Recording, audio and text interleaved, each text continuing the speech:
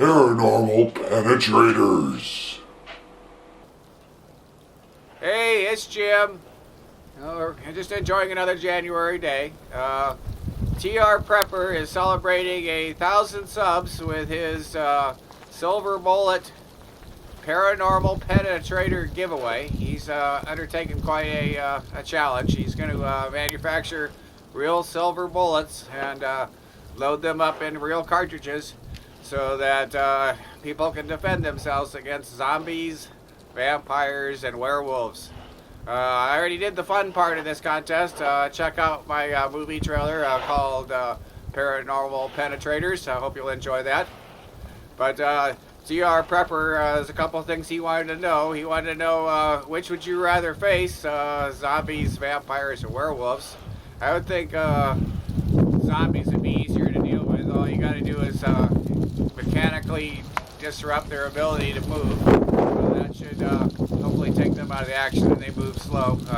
Don't care too much for werewolves and vampires. They'd be considerably more difficult to dispatch. But he's making these silver bullets so that people can defend themselves against these critters.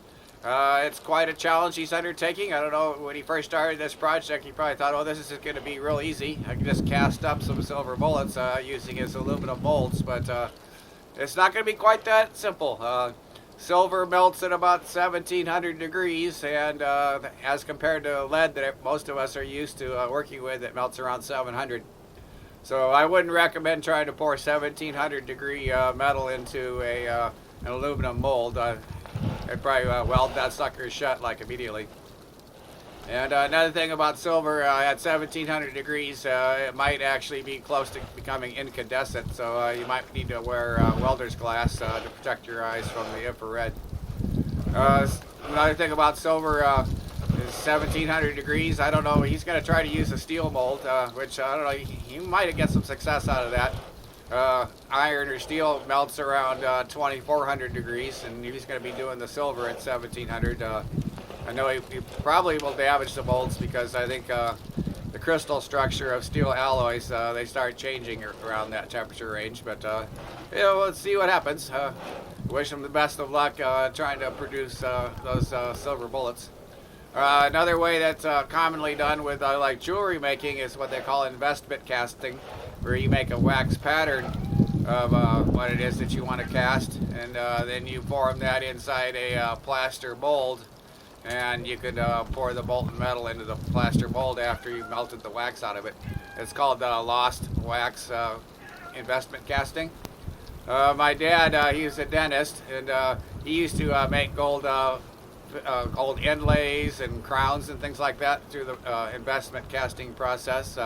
He showed me how to do it when I was in junior high school. I made myself a silver ring. So I have some tools. Maybe this summer I can try to make some silver projectiles using investment casting. So what you do in that case, you make a wax pattern and you add a wax screw to it, and you'd weigh the pattern. Then you know the density of the wax, and you convert that to the density of the same volume of silver, and you know how much silver to load up into your melt furnace. After you make the wax pattern, you'd place that in a special plaster of Paris casting material and make a negative mold of your pattern, and you'd place the hardened plaster mold inside of what they call a burnout furnace, and that gets rid of the wax and has the mold all heated up and ready to go. And in the case of casting stuff for dentistry and jewelry, sometimes they use something called a centrifugal force casting apparatus. It has a little metal melt furnace on the swing arm, and you mount your mold right next to the furnace, and when the metal's melted, you let it spin real fast, and that'll throw the metal out of the metal melting furnace and toss it right down inside your mold and give you a good mold fill out. So I hope TRprepper's making good progress with this. Curious to hear about updates. Another way of handling the silver issue and the paranormal critters that you're trying to get rid of, I'm not really sure what it is that would kill the vampires and the werewolves, but if it's actually the poisoning from the silver, then you might consider a different method of getting the silver into the critters. Instead of using solid projectiles, you can go to the jewelry supply store, or you can find this on eBay. It's silver shot, little beads of silver. It looks a lot like the shot that you'd use in a shotgun round. So why don't you just replace the lead shot in a shotgun round with silver beads or silver shot, and that sounds like a lot simpler process than trying to cast the bullets. But if it's the mechanical energy, you just need some. So the shotgun round should give you the mechanical energy to get the silver shot into the skin of these nasty critters and let the silver poisoning finish the job. Now in the case of zombies, I don't know if the silver does much for them.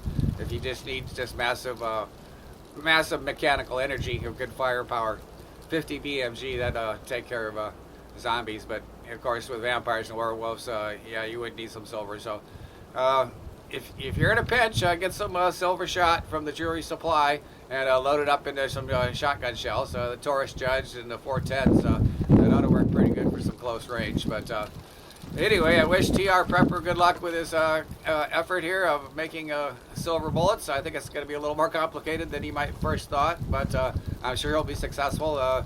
He's pretty he's got a lot of ingenuity. He'll come up with something to get those silver rounds out to us. Let's see. Another thing he wanted to know was a shout out for another smaller channel. How about shouting out Jennifer Young, lady up there in the Chicago neighborhood? I kind of feel sorry for her that she has to live in Cook County.